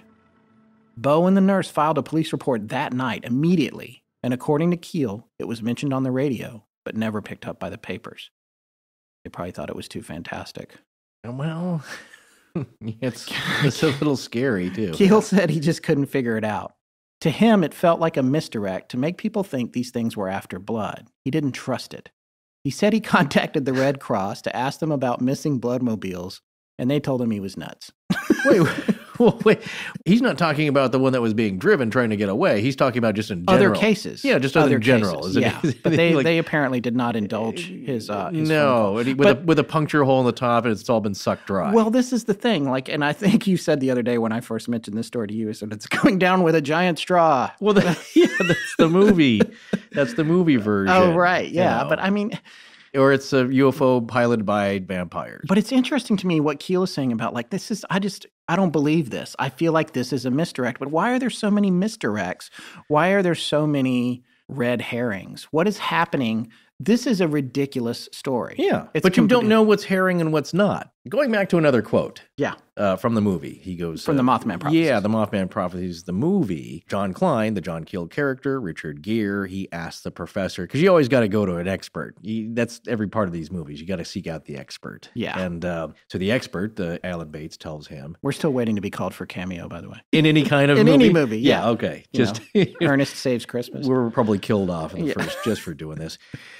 But he goes and asks him, he said, hey, if they're advanced beings, why don't they just tell us what they're up to? What's on their mind? And he has a great response, which is, their intentions aren't human. That stuck with me since the beginning, because it's like, what he's saying is that you're not going to understand it. Right. They have their own reasons, which you may not be able to comprehend. Yeah. So why all these crazy things are happening, or why... He also says, why don't they just explain themselves to us? And he says... Yeah. Have you ever tried explaining yourself to a cockroach? Yeah, you're more advanced than him. Yeah. I think about that every time I walk my dog. I go past about, this time of year anyway, about 10 really busy ant colonies. Yeah. And sometimes I think about, what is their perception of me? They don't see me coming. If I misstep, I could kill 100 of them in one step. Yeah. It just comes out of nowhere. They're gone. The colony keeps moving on. It's a natural disaster for them. But we had a listener write in on Facebook and making that same comment. By the way, I go out of my way not to step on them. I just want to make that clear. Oh, that's very nice and Buddhist of you. Yeah. The point is that you and our listener was making is that our perception of them as just this greater force, this element, that our perception is much different than how they're seeing us. It's like the quote saying, you see a car accident on the road, and the window washer, who's up several stories, sees it before you do. It doesn't make him God, or it doesn't make him clairvoyant or even advanced. He's just got a better vantage point.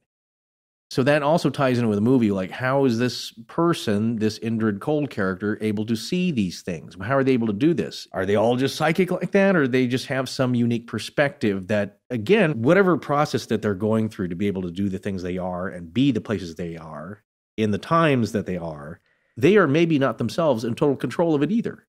So it's a little loose. It's a little wild. They're not quite sure where they are. They're not sure what time it is locally.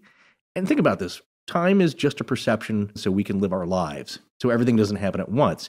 If you were living on another planet of a different size, time would be different.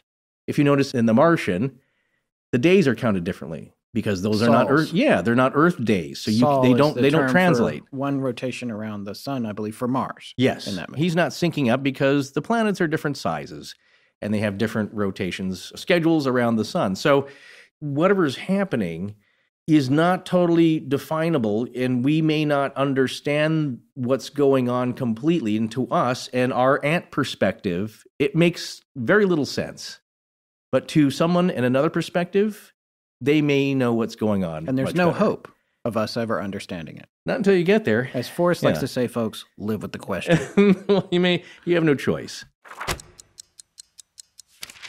You know, not to brag or anything, but we've had more than a few people tell us that our show has inspired them to do their own creative projects, which makes us feel good. Probably because they're thinking, if a couple of rambling knuckleheads can put out a show, why can't I start my own blog? And they're right.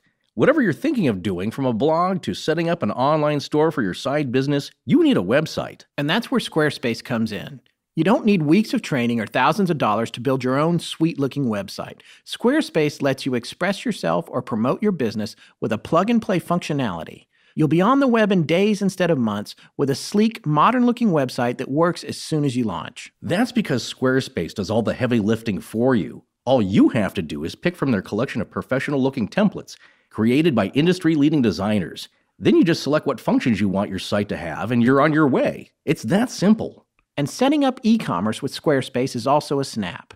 You don't have to worry about fixing and updating all your back-end widgets and stuff either. Squarespace does that for you and can answer all of your questions with their award-winning 24/7 customer support.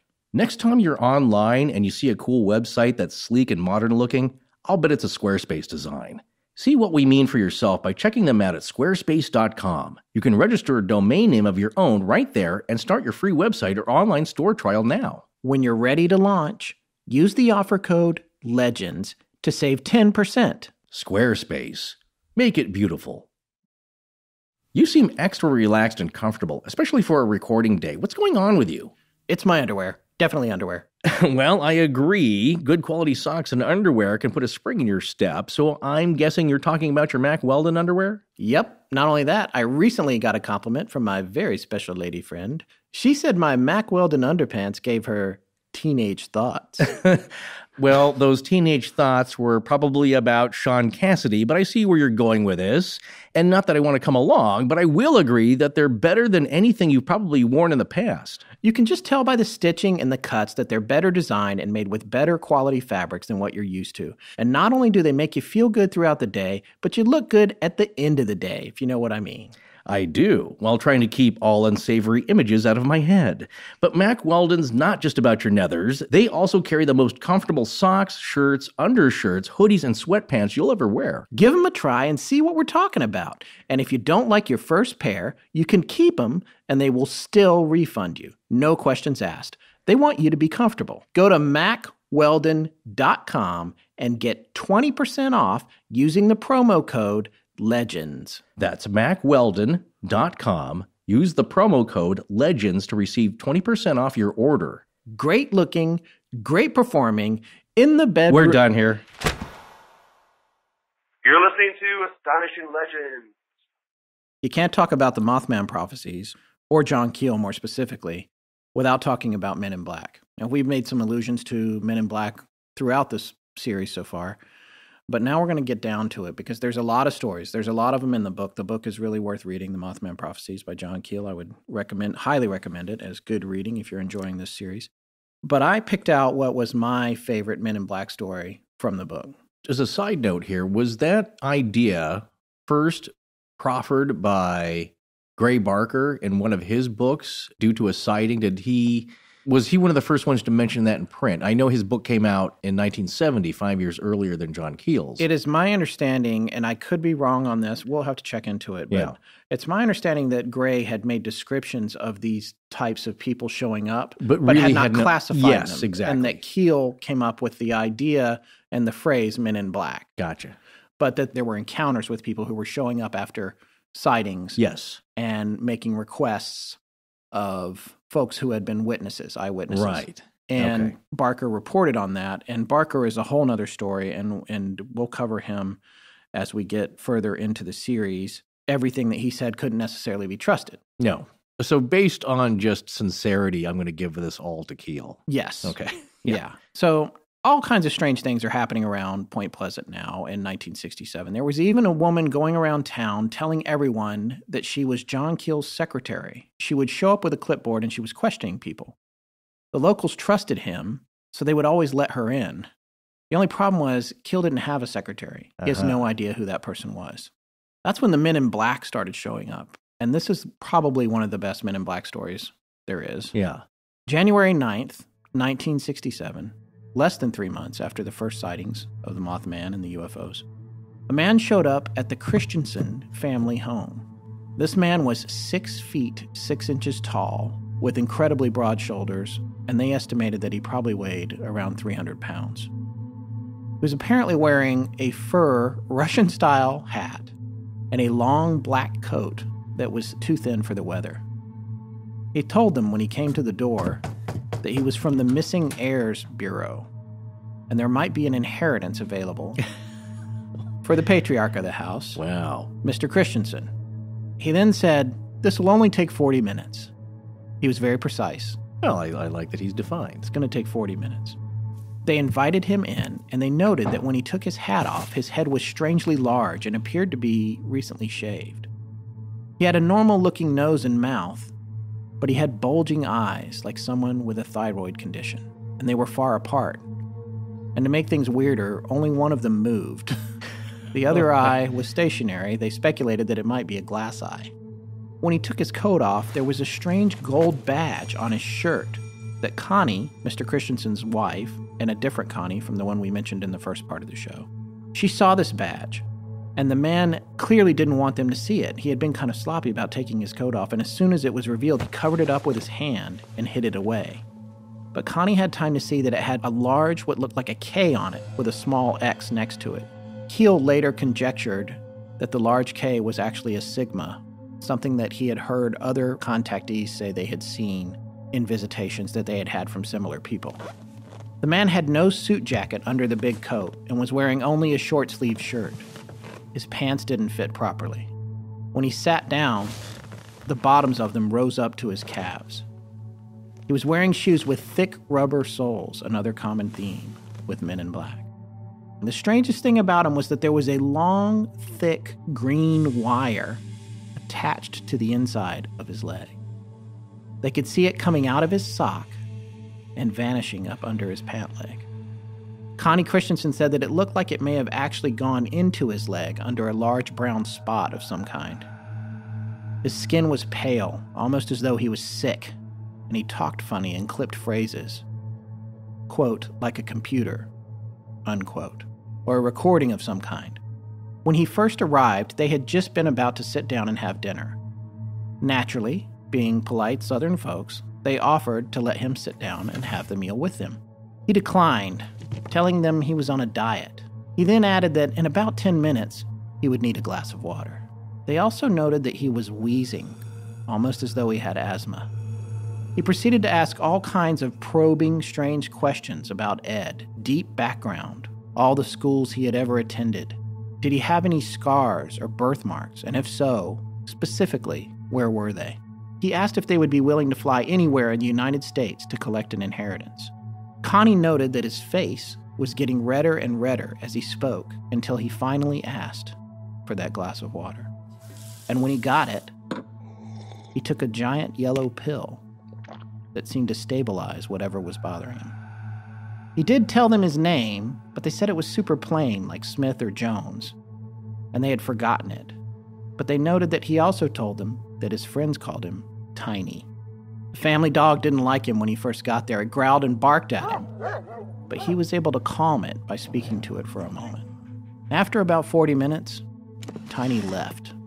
One of their daughters watched out the window of the kitchen as he went outside, and the family noted that his shoes made a squishing sound like they were wet as he left. When he got to the street, he signaled with his hand, and a black 1963 Cadillac drove up out of the darkness with its lights off. Tiny got into it, and it drove off into the darkness of night, still with no lights on. So, Keel did not report this story to a soul for 2 years to avoid people being able to hoax it. And this was part of his investigative method. He kept things quiet. He did not share information, including with Gray Barker or with other folks about the specifics of cases like this, because he didn't want details to creep into hoax stories from other people. Right. You want to keep it separated and isolated to preserve the integrity of the facts. Yeah, exactly. And for him, he felt this was a particularly strong Men in Black case because there were 5 witnesses, the entire family, an intelligent, well-educated family by Keel's assessment. The day after Tiny left, a woman called the house and told Connie they'd found the heir they were looking for. So there would be no need for them to fly and collect an inheritance. So the visit was over. Well, it only took 40 minutes. So the squishy shoes, I have a theory on this guy. He's a reptile. I think he's either a reptile or he's amphibious. Oh, really? I was just joking. Well, he needs the water. Well, He can't breathe. He's wearing some weird costume. He doesn't know how to act. He Right. doesn't know how to talk. There's been so many movie references tonight, but I don't know if you remember in The Fifth Element when the big, ugly, warrior thing tries to appear like a person. It has to concentrate really hard to look like squishes his head down into it's a human form, is it? Yeah. That's what this feels like. It's like these things are struggling to interact. Even closer to your Mars Attacks reference, do you remember the scene with Mike Myers? It's the actress Tina Marie, I think, and she looks gorgeous, but she in a 50s way. Yeah. But she's chewing gum, and of course, no spoiler here, but she pops out and turns out to be one of the creepy-looking brain aliens. Yes. And she was chewing the gum, they figured out, because there's too much nitrogen in our atmosphere, but she needed the gum to kind of keep her stabilized. Yeah. This is all the hallmarks of a great sci-fi. Yeah. But if you take them at their word, then yes, he is kind of just holding it together in our realm or whatever state he's got to hold for as long as he can. Wire going up the leg, whatever mechanism he's using to keep it all together in that house. In his ill-fitting clothes. Yeah, and it's kind of running out. With his eyeball that doesn't move. Right. Needing water every 10 minutes. After the first 10 minutes. Yes, but he knew how long it would take. He knew exactly how long it would take and how long he would be there. Right. Boy, what if you just kept him around flopping like a fish out of water? There's another thing about this. It doesn't feel threatening. It's really, really odd, but the other sense that I had, if you're looking at the big picture of all this and making stuff up out of whole cloth, which is what I'm going to do right now. Sure.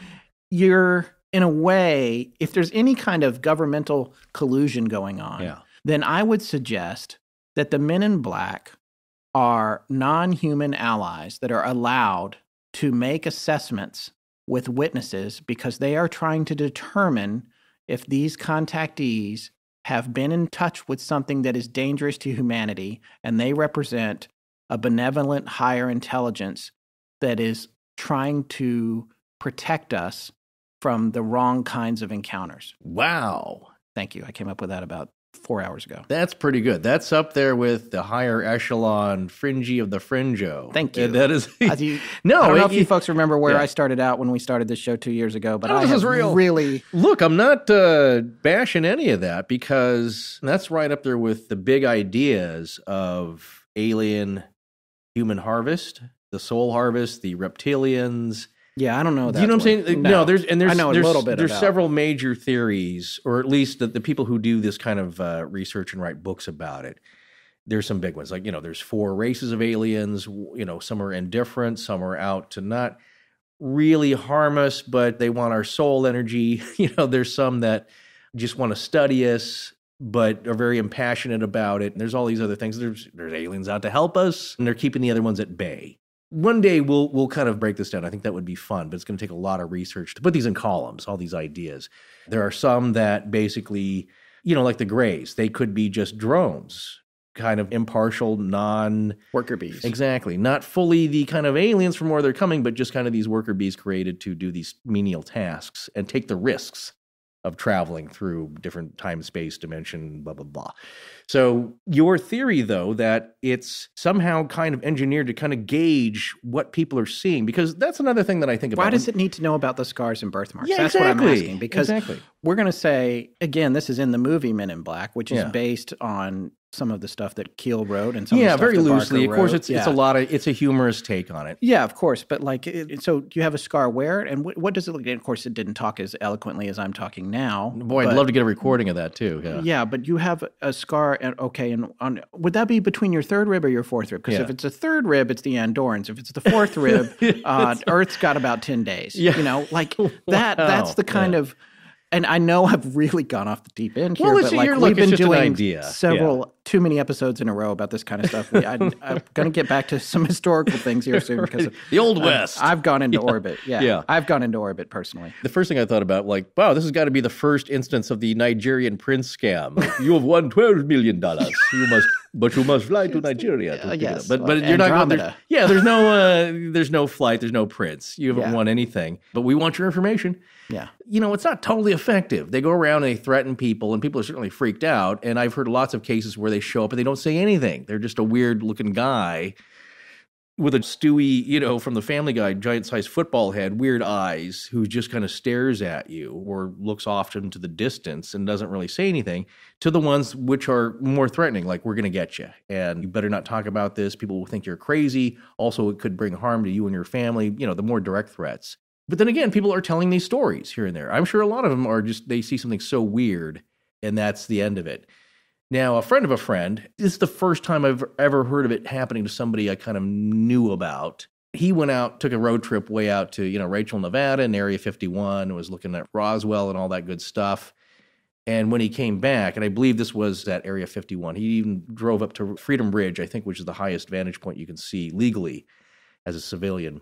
And when he came back, I think a day later, he got a visit from kind of a government man. Now that I'm thinking about this, I haven't really thought about it much since then, but we were asked, like, what happened? He's like, well, no, he's got a dark suit. He didn't seem weird. He just seemed like a government agent type.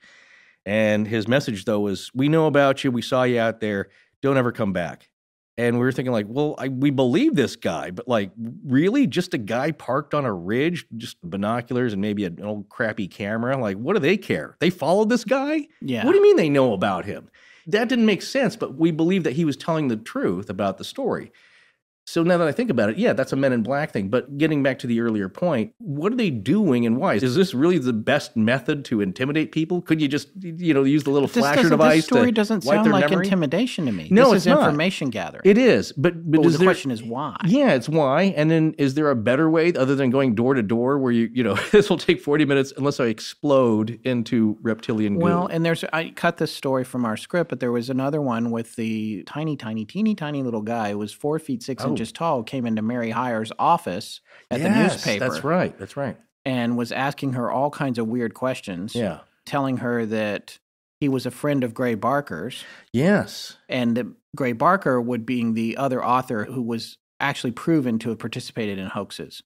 Right. But at the time, Keel and Barker were collaborating a little bit. Yeah. As Keel was working on his book, Barker's book had already come out. Right. There's some people that theorize that Barker was pranking Keel in some cases, but he had done that. He and I think maybe the same partner had faked a letter to famous contactee George Adamski, and saying, like, we're very pleased with your work here and your tales about UFO stuff. And of course, he took it seriously. They got some Department of Defense letterhead or something. Right. Yeah, it's kind of funny, but it's cruel in a way. Yeah, it is cruel, and that I think plays to Barker's personality, which again we'll get into more later. But wow, he's another prankster. Another prankster, side, a human prankster. But there was so many things that happened to Keel that were not explainable by that. And no, that's the other thing that in a minute here. The really fascinating stuff is like, well, he's just being pranked, but like, how do you prank some of this stuff? Because you can't. Yeah. So that's what's really interesting to me. Before we move on to the last section of this episode, I did want to say, first of all, there's a lot of other Men in Black stories in Keel's book, so I would say pick that book up if you haven't seen it yet. There are no Men in Black in the movie, from what I can remember. I don't think they even touch on it at all. No, not as far as I can remember. But I was going to mention another great author who's also a contemporary of John Keel is Loren Coleman. Yes. And he's written a book on Mothman, and I think he kind of bills himself more as a cryptozoologist. So he really is into the cryptids and yes, he's done a famous sketch, which I think we've appropriated for one of the episodes. Yeah. Hopefully he won't come after us. But his like sketches everywhere, nice the one he did, yeah, of the Mothman, based on an amalgamation of sightings. Right. So anyway, he's got a great book. Look for that. We'll have a link to that as well. Before we move on from the Men in Black, though, I did want to mention that on January 13th of 2012, two very strange-looking men were caught on tape entering a hotel lobby in Niagara Falls. They had shown up to talk to someone who worked at the hotel who had seen a UFO a few days earlier. He was off that day, but the clerk who was there and the other people that saw these two called the guy in question to let him know what had happened. You can find the video online. We have a link to it in the show notes. Here's the audio from the phone call describing the event. This was January 2012.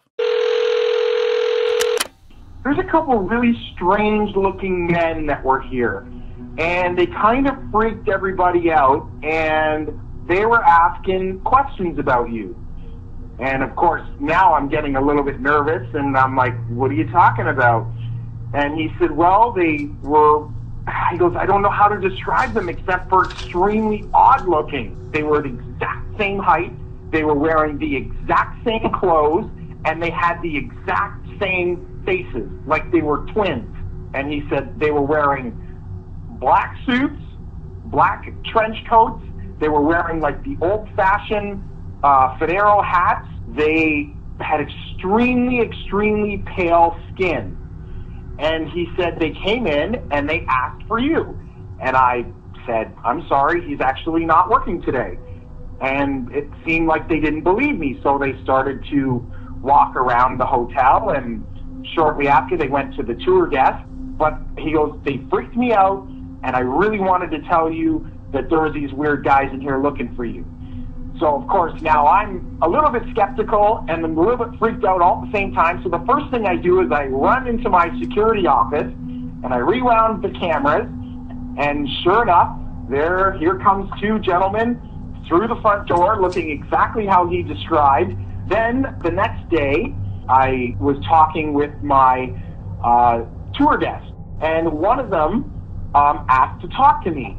She came in my office, the same as my bellman, and she said, I heard that you heard that there were some men looking for you. And she said, they asked a few questions about you, and they said strange things that I didn't understand. And they were talking about governments and conspiracies, and none of it made any sense to me. But she goes, they were very, very scary. She said they had no eyebrows, no eyelashes, nothing. Their hair looked like they had a wig on, like it was attached to their hat, like it wasn't even real. And she said, and the scariest thing, their eyes were so big and so blue that they almost hypnotized me a little bit. And she goes, and you're going to think I'm crazy when I tell you this, but I swear they knew what I was thinking.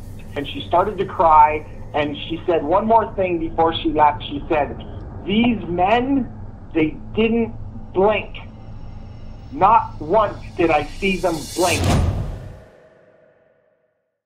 All right, so it's hard to say what happened there. Those guys are on tape. I've seen the tape. You guys can look at it and decide if it's some kind of hoax, but the guy in the recording is clearly legit scared. And it falls into line with it. But this is, again, as we said earlier, the Men in Black thing, not the hardest thing in the world to hoax. It might be, well, no, not even from a special effects standpoint, because they always look bad. The makeup's bad. They look like something's wrong. So you could pretty much slap something together pretty quickly. That story is a little strange. And it's a little harder to do if you're going to include bulging fake eyes that are set too far apart. The easiest thing for the amateur hoaxers is to find a guy that looks like that. The guys in these videos, though, look pretty good. They just look a little off. They even have the hats. So, you can fake that. And, but to what, and I guess you get a little fame out of it, but to what point? So that's interesting. Yeah. But anyway, it's one of the few times I've seen it actually on tape where somebody's claiming that is what this is. A couple of Men in Black. One of my other favorite stories involving, which I did not know involves Men in Black because it's an addendum to this story, is the Solway Firth astronaut. Yes, the picture we've talked about. Yeah, we talked about it. You can look that up. But apparently that guy, after he took that, got a little visit and a car ride in England by a couple of Men in Black, drove out something like 45 minutes and then questioned him a lot and then left him there, which, again, I don't know if that's just a cruel prank or like, yeah, we're done. Thank you very much. Oh, yeah, you'll find your way back, I'm sure. Well, they seem to be confused about the pleasantries and the interchanges and what's convenient for humanity. Exactly. Well, they don't really care. All right. So this part of this episode brings us to an event that took place in Point Pleasant late in 1967 that is considered the bookend to the first sightings of the Mothman earlier in late 1966. It's hard to explain how this all boiled over and became so intrusive in John Keel's life, as he describes in the book. He had a network of people that he calls contactees, which are people that had encountered any kind of thing, whether it was a UFO or Men in Black or the Mothman or whatever. And he kept track of all these people, and he kept them separate, and he kept their information private because he found, and he talked about this in the book, when he first started doing this kind of research, when he would divulge real names, people would get flooded with looky-loos, people coming to their house, all that sort of thing. So he goes out of his way to protect his sources, in spite of the fact that he would like to share them. But this network of contactees, they all had his information. They knew how to get in touch with him because they were expected to update him whenever something strange happened to them. And as Forrest said earlier in the show, a lot of times things did happen more than once to people. And sometimes it happened their whole lives, but it might be spread apart by years and years. He would occasionally drop in on them as he was traveling throughout the country, just to see how they were doing, if they had any updates. And sometimes that would be a spontaneous decision that he did, not only because it was his nature, but also in an effort to make it hard for somebody to perpetrate a hoax with him or to catch people off guard, or if anyone was watching him, for them also to be unaware of his plans. So late in 1967, he started to receive a bunch of strange communications through his network that we could describe as being similar to what the Department of Homeland Security calls chatter. He would say it was chatter because it was sort of specific information that came in non-specific ways from people. He would get phone calls. He would get strange messages. He would show up at a hotel that he had only decided to stay at 5 or 10 minutes earlier. And when he got to the front desk and checked in, they would say, "Oh, we have a bunch of messages for you." And the messages were getting stranger and stranger, and they were coming in all kinds of different ways to him. The contactees themselves began to be manipulated in ways that belied some huge pattern of control at work that was beyond his imagination. It's kind of like what we were talking about earlier, about trying to explain yourself to an insect or having the insect understand the difference between its life and a human being's life. They were trading information with each other that they were then told to share with him, and in some cases, these were people who didn't even know each other. At one point, he had been advised in this way that the Pope was going to be assassinated by a man in black posing as a priest with a black dagger at an airport in the Middle East. He watched with great angst as the Pope lined up a trip to Istanbul. He was relieved, however, when the Pope survived his visit there unscathed. Nothing happened. He started to lose his mind. He was trying to figure out why he was getting what seemed like misinformation. Before too long, he was getting information on strange phone calls from his contactees that a great disaster was coming on the Ohio River and that many people would die. He got so rattled that on November 3rd of 1967, he actually wrote the following letter to Mary Hyre. This is from Keel's book, The Mothman Prophecies. I have reason to suspect there may soon be a disaster in the Point Pleasant area which will not be related to the UFO mystery. A plant along the river may either blow up or burn down. Possibly the Navy installation will be the center for such a disaster. A lot of people may be hurt. Don't even hint to anybody anything about this. So he was convinced something was going to happen based on the information that he was receiving. After nearly 45 days, when nothing happened, he figured it was like the story about the Pope. Misinformation. These things were toying with him. It probably slipped out of Mary's mind too, although Mary seemed to think that there was something strange in the air in Point Pleasant, an ominous, foreboding feeling that all the townspeople seemed to be aware of. In addition to all of this, Keel had been led to believe there was going to be a catastrophic blackout on the East Coast at the very moment President Johnson was going to light the White House Christmas tree on December 15th, 1967. Keel sat at home with a friend named Joe, someone he had known for a long time who worked for the Transit Authority. He had candles and flashlights. He was all ready for the power outage because he was convinced that something was going to happen. Joe and John sat and watched the TV as the president lit the tree, and nothing happened. This was December 15th, 1967. Joe looked at John. John looked at Joe. Well, I guess that was another case of misinformation. Just after the tree was lit, a breaking news story interrupted the ceremony at the White House. The information in the story was as follows. A bridge spanning the Ohio River from Point Pleasant, West Virginia, to Gallipolis, Ohio, that was loaded with rush hour traffic, collapsed into the Ohio River.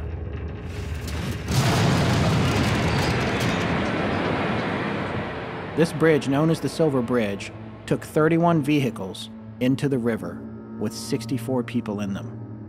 44 of them died, 2 of them were missing, and 9 were injured. The entire event took 60 seconds. The tragedy resonates to this day. Whomever had been trying to get messages to John Keel had told him that this would happen, but not in a way that he had enough information to prevent it. The story might end there, except that Keel points out that 3 years later, on November 27th, 1970, Pope Paul VI was nearly assassinated by a man in black robes dressed as a priest at the airport in Manila. A Bolivian painter named Benjamin Mendoza, a practitioner of black magic and witchcraft, who was carrying a long black knife. Witnesses said he seemed to be in some sort of trance during the attack. Security guards saved the Pope that day, and one of them described the look in the Pope's eyes as one of great import and almost peace and serenity, as though the Pope knew the incident was coming. What had John Keel uncovered? What had he tapped into?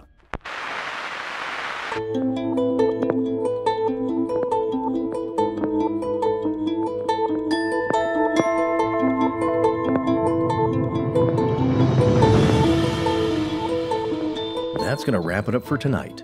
Join us in 2 weeks for part 3, when we take a look at a few more of the mysterious incidents that led up to the collapse of the Silver Bridge. We'd like to thank Movement Watches, The Great Courses Plus, Squarespace, and Mack Weldon.